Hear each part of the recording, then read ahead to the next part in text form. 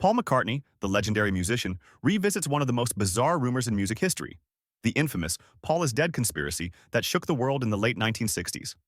In his new book Wings, the story of a band on the run, set to be released on November 4th, McCartney reflects on the emotional truth behind the myth.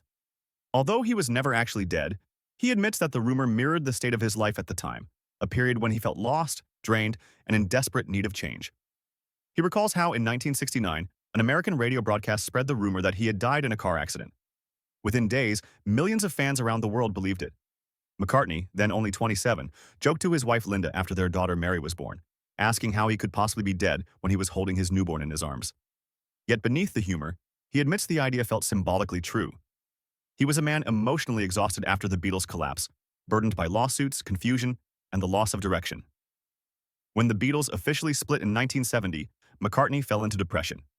He took legal action against John Lennon, George Harrison, and Ringo Starr to dissolve their management under Alan Klein, a move he believed was the only way to save the band's finances and legacy. The court ultimately ruled in his favor, allowing him to start over.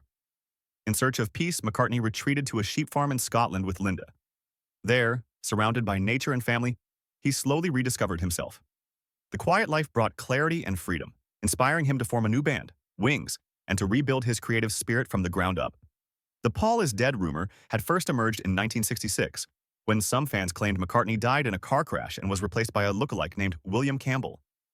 They pointed to supposed clues hidden in Beatles songs and album covers, from his barefoot appearance on Abbey Road to a faint line in Strawberry Fields Forever that some thought said, "I buried Paul." Despite two minor car accidents that year, McCartney was alive and well. He denied the story in a 1969 Life magazine interview and later mocked it with his 1993 concert album titled Paul is Live. Born in Liverpool in 1942, Paul grew up in a working-class family where his father, Jim, taught him the value of music. More than 5 decades later, at age 83, he still reflects on how that wild rumor marked one of the strangest moments of his life.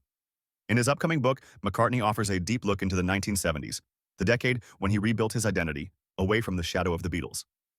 Through 42 hours of interviews, personal notes, and over 150 rare photos, Wings, the story of a band on the run, captures his transformation from a broken ex-Beatle into a free artist who learned to fly again, both as a musician and as a man.